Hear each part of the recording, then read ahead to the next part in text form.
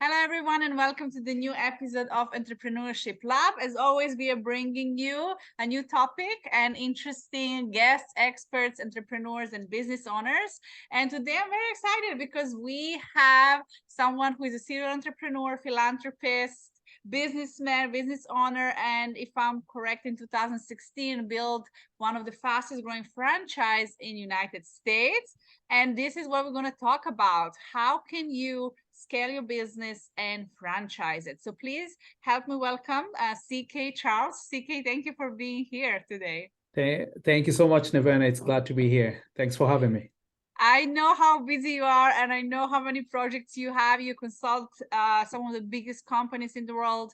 And I want to just jump into talking about franchising because it's a very interesting topic. A lot of people who start up don't know and don't even understand that they can franchise the building and a business and sell it, right? Which you did either partially or fully.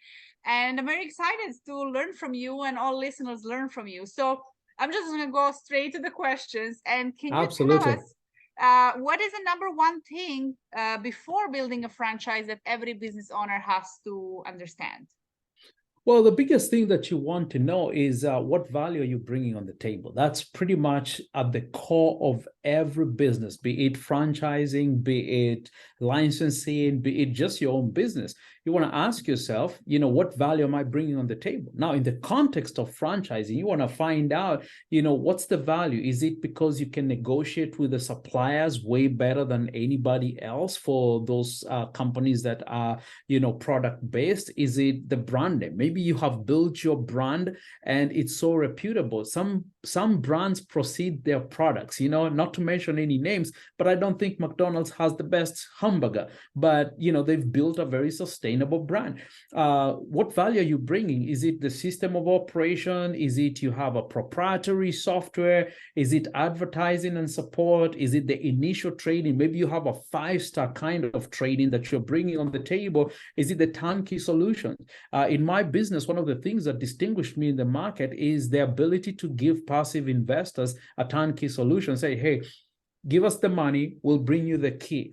You don't need to go shopping. You don't need to buy. You don't need to look for anybody. You don't need to look for employees, nothing. Just give us the money. We'll give you a key in 45 days, or else you get your money back 100%. And I found that we might have not been the largest at the time, even though really, really growing as one of the fastest. But the reality is people like that. Passive investors, engineers, doctors, they don't have time going to Walmart or, looking for office supplies. What they want is a key. They're buying an investment. So yes, franchising is a brilliant model, but you got to ask yourself, sit down with your team and ask yourself, what value am I bringing on the table?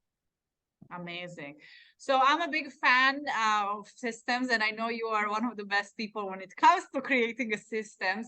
So can you tell us what systems we have to first have in place before even jump into scaling in a way of multiplying as a franchise? What systems should businesses have in place? Absolutely. So there's an old adage that says that your business and actually your people's job is to run the system in place, right? And then the system should run your company. So the biggest mistake that I see with entrepreneurs, especially startups, what they want to do is that they want to run the business. No, running the business can actually only give you linear growth when it comes to, scaling the business. But what are you supposed to do? You're supposed to invest time building the system. The work of the system is to run the business. The work of your people or you as an entrepreneur is actually to run the system. So if you can run the system runs the business, then you can have success. Now, what kind of systems should you have? You should have systems in 5 different things. Number 1 is you need to have system in value creation. That's, your product line or whatever service that is. Number 2, you need to have systems in marketing. Number 3, you need to have systems in finance. You need to have systems in sales. And then you need to have systems in value delivery. Those 5 things are key component areas of any business. So even when I'm consulting with organizations, the first thing I go in there is to study those 5 elements. What is the value delivery? What's the sales like? what's the marketing like, what's the value creation, and what's the finance. If you can have systems in all those 5 areas, very easy to scale your business, Nevena. Amazing. Amazing. Thank you so much. I want to ask a little bit about it. It sounds so overwhelming and scary, and like for us when we start. So what are some paperwork or legal things we should know if we start considering building a franchise? Like, should we consult an expert a lawyer? Is there a lot of paperwork involved? How do you protect yourself later on when selling the franchise? How tell us a little bit from your experience. Now, here's the thing, and I wish I knew this when I started. I focus so much in building, the operations manual. We're going to talk about that here in a little bit because it's a very key component thing of running any business. But nobody told me about the legal chaos that I was going to meet. Now, franchises differ from country to country, and I know your audience are listening from all over the world, so this rule may not necessarily apply. But there's 2 important things, no matter which country you are. Number 1 is the franchise disclosure document. The franchise disclosure document, this is a document that just simply states that, here's who we are and here's what our responsibilities are. And it's on franchise disclosure document that you talk about, for example, here's a startup cost, here's the operational cost, here's where you give a financial representation where you can say that, all right, our existing stores are making this kind of money, so this is about what you should be expecting when you get there. It's on a franchise disclosure document that you also list the experts that are running the business with you. If you're a sole person, you want to give a little bit about your background. You want to talk about, for example, territory and mapping. What are we responsible for? Are we just going to give you an area? We're going to help you get a location. Are we going to help you buy the land? Are we going to help you negotiate the lease? Or, are we negotiating the lease, both of us, for those of you that actually have a location-based type of franchise? So a franchise disclosure document is very, very important. They're very standard templates that are used globally. In the US, we have a template that we use, but now that's where the legal counsel comes in, because sometimes franchisees, in wanting to impress potential buyers, they want to do everything, and then they're not thinking what's going to happen at the end of the day if you offer the skies and only give people the moon, right?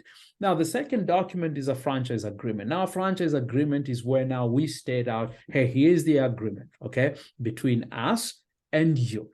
We're going to do this. You're going to be paying us this much royalty every week or every month. So those are the 2 most important documents from a legal point of view.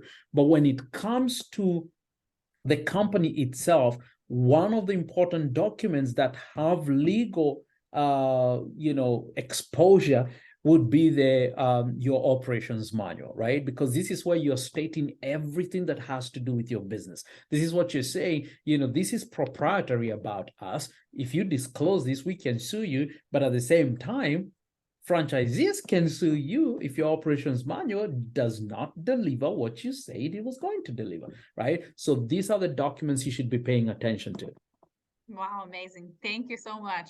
I want to know what are some mistakes you did when you build your franchise? Because I think we learn from the mistakes, right? The best. Oh, yeah. So they say that, a genius, learns from other people's mistakes, but, wise person learns from their own mistakes, but a genius learns from other people's mistakes. So if you're listening to this, I want you to become a genius. Learn from my mistakes. Don't learn from your own mistakes. Here's the biggest mistake that I made.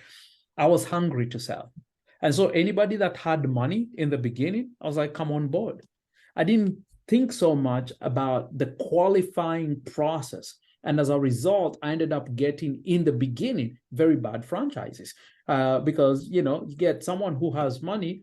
And so I'm like, you qualify because, a franchise was between $60,000 to $120,000. And so, you got $300,000 in the bank, you're a good fit, come on board. But what I did not know is that, some of those franchisees did not want to do the work. They were very abusive to their employees, which then brought about what we call joint employer responsibility, because now, people started coming to corporate and going, hey, you're legally responsible because you have these franchises.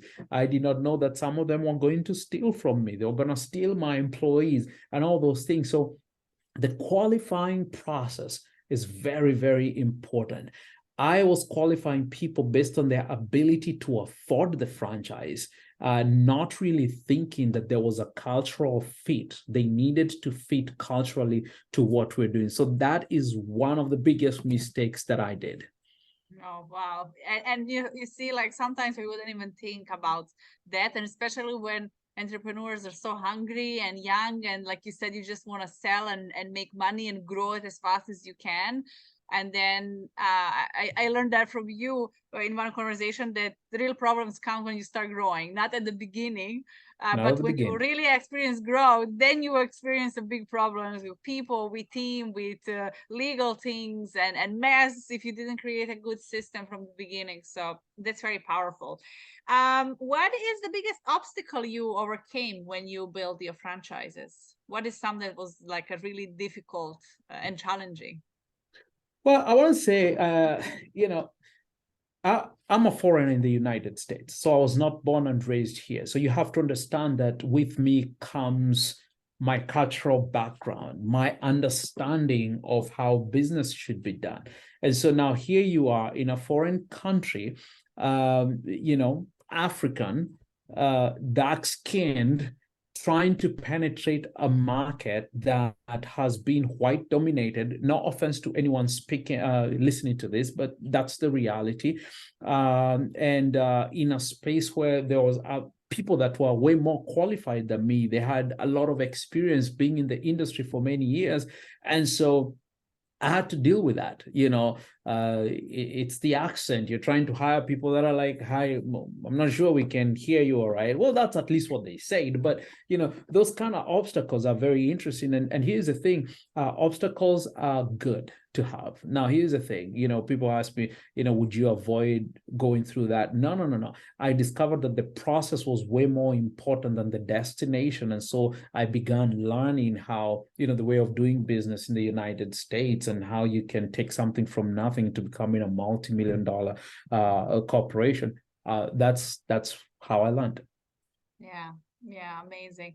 And tell us, I know that you have several businesses, but one specific was focusing on tax and accounting, right? In the United Yes. States.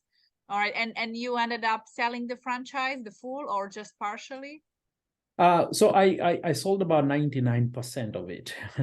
All right. And that was my goal. And again, if you're listening to this as a listener, the thing is with franchising, the idea most of the time is to be able to sell later. I don't believe in staying in businesses for the rest of your life. The idea is, how do I grow this to a point that I can be acquired by a private equity group, or I can be able to sell it? So that's typically the goal. And that's what my goal was. And sure enough, in 5.5 years, about 6 years, I was able to sell the company for a decent amount of money. And so I decided to maintain a small practice myself, which keeps me busy because I'd already built my own clientele. So I hang out with those guys. Amazing. Yeah. So right now I am familiar that you work with some of the biggest corporations and companies in the United States and worldwide. So can you tell us a little bit more what exactly you do? How do you help? And if people want to reach out or have you as a consultant in franchising the business or planning to exit and sell their business, how they can work with you? Yeah, absolutely. So what I do and the value that I bring on the table, really, a lot of times with companies, is the consulting aspect. So we discovered that a lot of companies, what they've done have gotten them only so far. And the question is, how do you get from where you are to where you want to be? And every company has its own issues. And here's a funny thing: it doesn't matter, be it the big five of the world, or the big 100, or the big 500. It doesn't matter. All the companies are trying to say, how can we experience incremental growth? How can we experience exponential growth? How can we become just 1% better each and every day? And so that's typically the value that we bring on the table. We go into companies and say, all right, fine, we're going to come in here. This is what you're doing right now, but this is how we can get you to the next level. So, and again, what a way to help companies, especially small startups that are trying to franchise, Right now, for example, we're working with a chemist, a compounding chemist. They've started, the process of franchising their business. And so they look for people like us, not people who are teaching you head knowledge, but actually people who are on the trenches. They did it, they failed, they succeeded at some point, then they failed again, then they succeeded. And so that's why people hire us. So if you're listening to this, you're a startup and you're like, hey, I don't know what I should do. Let me tell you something.